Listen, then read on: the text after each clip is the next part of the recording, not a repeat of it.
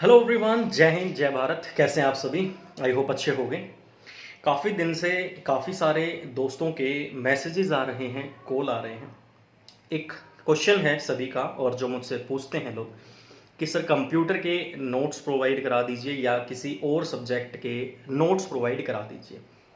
तो मैं आपको दोस्तों दो चीज़ें बोलना चाहता हूँ। फर्स्ट ऑफ ऑल, चाहे वो कोई टीचर है, चाहे वो कोई स्टूडेंट है, चाहे वो आपका दोस्त है, चाहे आपका कोई रिश्तेदार है, किसी और के बनाए हुए नोट्स आपको आपकी प्रिपरेशन की जर्नी में इतने काम नहीं आएंगे, इतना उनसे आपको आउटपुट नहीं मिलेगा जितना आप अपने हाथ से नोट्स बनाओगे तो आपको आउटपुट मिलेगा। उसका रीज़न होता है, इसके पीछे क्या साइंस होती है, इसके पीछे सिंपल सी साइंस होती है कि जब आप किसी चीज़ को पढ़ते हो, किसी बुक को पढ़ते हो या किसी वीडियो को देखते हो, बुक को पढ़ते समय अगर आपको नोट्स बनाने हैं तो कोशिश कीजिए कि उस बुक को जब आप पढ़ रहे हैं तो लाउडली रीड कीजिए उसको।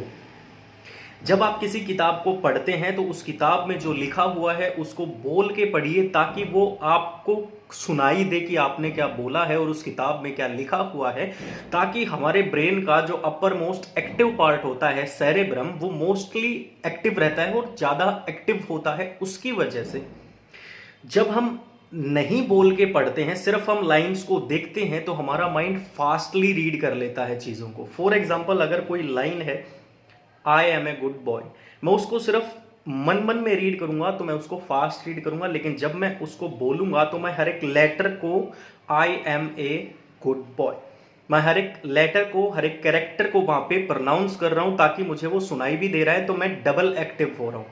मेरा माउथ भी एक्टिव है, मेरी आईज भी एक्टिव है, मेरे माइंड का सेरेब्रम पार्ट भी एक्टिव है, और साथ ही साथ अगर मैं उस चीज को नोट डाउन कर रहा हूं।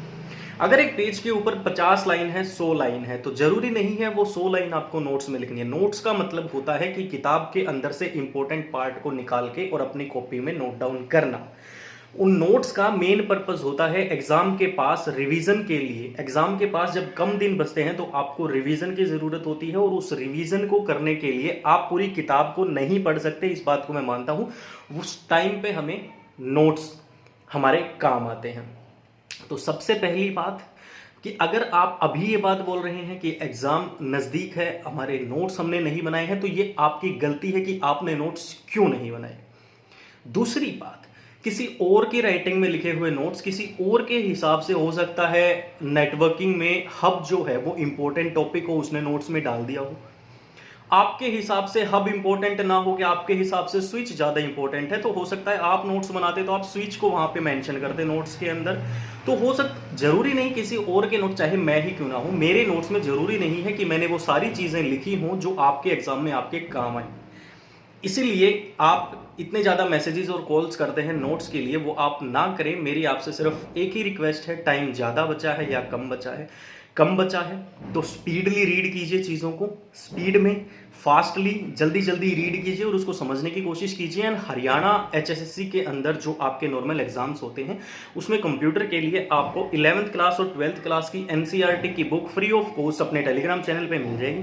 टेलीग्राम चैनल का लिंक डिस्क्रिप्शन में दे दिया। तो प्लीज दोस्तों, किसी को पैसे वैसे देने की जरूरत नहीं है नोट्स के लिए, अपने खुद के नोट्स बनाइए एंड बेटर अपनी प्रिपरेशन को कीजिए। Thank you so much.